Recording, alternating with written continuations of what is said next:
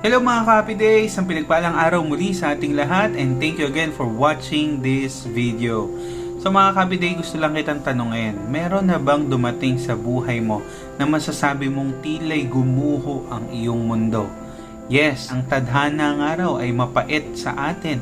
May mga bagay na dumarating sa atin na ayaw natin sanang dumating, pero dumating. Mahirap ang mamatayan ng mahal sa buhay, mahirap yung bigla ka nalang alisin sa trabaho, mahirap yung bumagsak ka sa iyong pag-aaral, mahirap yung iwanan ka ng mga taong akala mo ay mahal ka, yung pala ikaw na lang yung nagmamahal.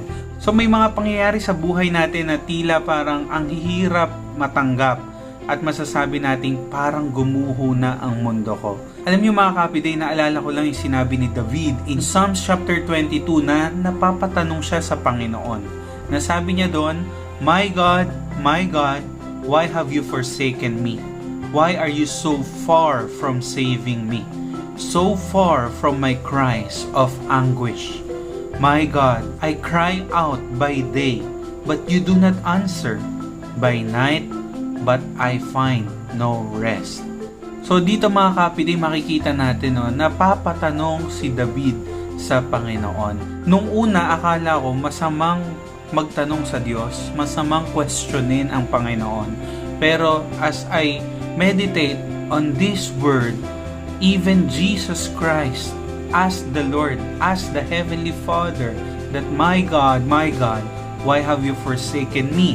Isa sa tanong ni Jesus yon. At ganun din yung tanong ni David. And bilang mga tao, minsay napapatanong tayo sa Panginoon na bakit kaya nangyayari ito? Lord, pinabayaan niyo na ba kami? Panginoon, natutulog ka ba? Nakalimutan niyo na po ba kami? So, minsay mapapatanong ka na lang sa Panginoon. Kagaya ni David, na sa kanyang hirap na mga pinagdadaanan niya sa panahong ito, na siya'y inahabol-habol ng kamatayan dahil nga ang kaaway niya ay ang hari na si Saul. Ito, napapatanong siya sa Panginoon. Mga Kapiday, si David ay nagpatuloy dahil pinanghawakan ni David ang pag-asang meron siya sa Panginoon. Kapag tinuloy natin yung verse 3, napakaganda yung sinabi ni David dito, na yet you are enthroned as the Holy One. You are the one Israel praises. In you, our ancestors put their trust. They trusted, and you delivered them. To you, they cried out, and were saved. In you, they trusted, and were not put to shame. Mga Kahapiday, ang ganda na kahit minsan may tanong tayo sa Diyos, but wag mawala sa atin ang posisyon natin sa Panginoon. Ang posisyon ng Diyos bilang Diyos sa ating mga buhay. Kaya si David alam niya that he is enthroned as the Holy One, na ang Diyos ay nasa trono pa rin at siya ang mapapurihan pa rin. In good times or in bad times, let's praise the Lord. In sickness and in health, let's praise the Lord. In thanksgiving or in mourning, let's praise the Lord. Kaya kahit ano man ang nangyayari sa atin, it's a great reminder that let's continue to praise the Lord because He deserves it. He is the Almighty Father, our God. At dito sinabi doon na yung ancestors ni David ay nagtitiwala sa Panginoon. A great reminder also na i-deliver tayo ni God. Sasamahan niya tayong makalagpas sa pagsubok na kinakaharap natin ngayon. At tiyak hindi niya tayo pababayaan dahil ang Diyos ay matapat. Kaya put your trust in Him and He will surely deliver us. And sabi pa ng verse 5, to you they cried out and were saved.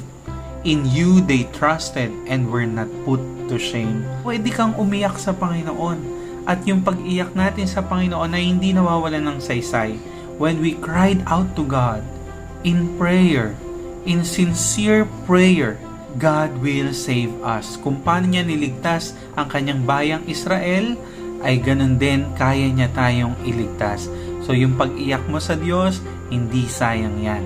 And sabi pa doon, walang nagtiwala sa Diyos ang napahiya. Kaya sa mga nagtitiwala sa Diyos ngayon, for sure, hindi ka mapapahiya sa pag-asa na meron ka sa Panginoon. Kaya mga kapiday, ano man ang pinagdadaanan mo ngayon na tila gumuho na ang mundo mo, ilagay mo ang pundasyon mo kay Kristo, and for sure, hindi ka mapapabagsak ng kahit anumang problema na binabato sa atin ng kaaway.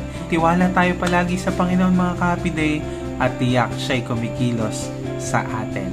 This is Arjayv TV saying, ang bawat araw ay sumisigla, basta't ang Panginoon ang laging kasama. God bless mga kapiday!